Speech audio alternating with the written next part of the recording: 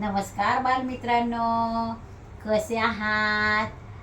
कुठे मामाच्या गावाला वगैरे जाऊन आलात की नाही? आज आपला शनिवार, गोष्टीचं वार. आज आपल्या गोष्टीचं नाव आहे न्याय. मुलांनो, न्यायदानाचं काम हे सगळ्यात महत्त्वाचं असतं बरं का. आणि एक की नाही राज्य होतं. त्या राज्यामध्ये एक राजा होता. त्या राजाचं नाव होतं चंद्रगुप्त.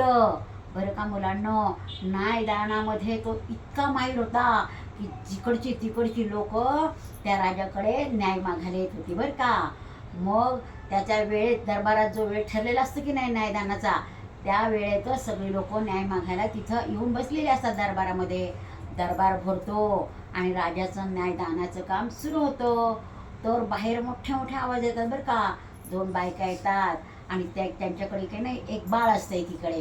तर ती दुसरी म्हणते ते माझं बाळ आहे, दे मला.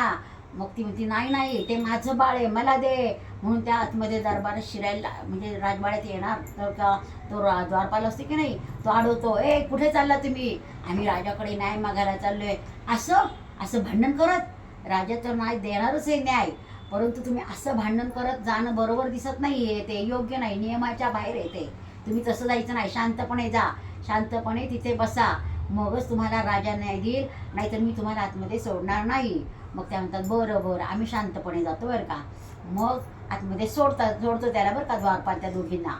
आणि मग त्या दोघी दरबारात जातात आणि पुन्हा मग त्यांचं माझं दे बा माझं दे बा असं करत बसा बरं का.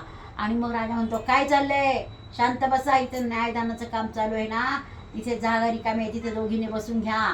जेव्हा तुमचा नंबर येईल तेव्हा तुम्हाला न्याय मिळेल. आणि मग त्या घाबरून शांत बसतात बरं का. आणि मग राजा एकेकाला न्याय देऊन मग त्यांचा नंबर येतो. मग म्हणतात बोला काय तुमचं काम आहे. तर त्या दोघी म्हणतात हे बाळ माझं आहे. आणि ही बाई हिसकून घेते माझं बाळ म्हणून. ती म्हणते नाही नाही राजे सरकार, ते बाळ माझंच आहे म्हणे, ही विनाकारण माझ्या बाळाला पळून नेऊन माझं माझं म्हणते. हो का, बरं बरं, नक्की सांगा कोणाचं बाळ आहे. तर दोघी म्हणतात माझंच बाळ आहे. मग की नाही शिपायाला बोलवतात राज्य सरकार आणि म्हणतात शिपाई त्या बाळाला घ्या. ते बाळ 1-2-4 वर्षाचं असतं, ते उभं राहू शकतं. ते उभं राहू शकतं तर त्याला खाऊ देतात आणि त्याला एका जागेवर उभं करतात बरं का. आणि मग पुन्हा त्या दोघींना म्हणतात सांगा नक्की कोणाचं बाळ आहे ते. तर दोघी म्हणतात माझं बाळ आहे.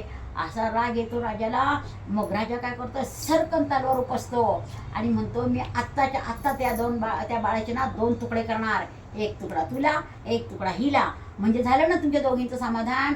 तर ती एक बाई गप्प बसती. पण दुसरी बाई असते ना, ती घाबरून जाते, त्या बाळाला हृदयाशी धरती. नाही नाही, माझ्या बाळाला तुम्ही मारू नका, त्याचे 2 तुकडे करू नका, ते माझं बाळ आहे. तुम्ही जर तुकडे केले तर मी कुणाकडे पाहणार. माझं बाळ तिला दिलं तरी ते सुखात राहू देत. जिथे माझं बाळ असेल तिथे सुखात असू देत. हे वाक्य एक आईच बोलू शकते. हे राजाला कळलं. आणि मग राजा म्हटलं, मग ती बाई उठली आणि तिने बाळाला घेतलं. तर म्हणे मग मिळाला ना तुम्हाला न्याय आता. तर ती म्हणली हो.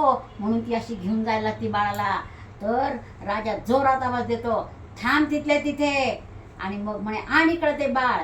मग ते बाळ दिल्यानंतर ते बाळ घेतो राजा आणि ज्या बाईने सांगितलं असतं ना माझं बाळ जिथे असेल तिथे सुखी असू देत, तिच्याकडे देतो. आणि त्या बाईला म्हणतो खोटं बोलून तिचं बाळ घेत होतीस काय म्हणे. त्या बाळाला मारायला उठलो तेव्हा तुझ्या चेहऱ्यावरची एक रेषही हल्ली नाही म्हणे. ज्या बाईचं बाळ असते की नाही ती आईच हे काम करू शकते की माझ्या बाळाला मारू नका. आणि तू काही देखील बोलली नाहीस म्हणे, म्हणजे तुझं बाळ नाहीये. आई जिथे असेल तिथे बाळाला सुखातच बघायला आवडतं आईला. त्यामुळे ही आई त्याची खरी आहे. मग म्हणे जर का तू खोटं बोललीस ना तर कैदेत टाकतो आता. नाही म्हणजे नका नको नको, मला कैदेत नका टाकू, ते नाही माझं बाळ. म्हणे तुला चापकाचे फटके मारून तुला वठणीवर आणलं पाहिजे. पण देख तू स्त्री आहे, पण खोटं बोलली म्हणून तुला तुला शिक्षा 1 महिन्याची देणार आहे.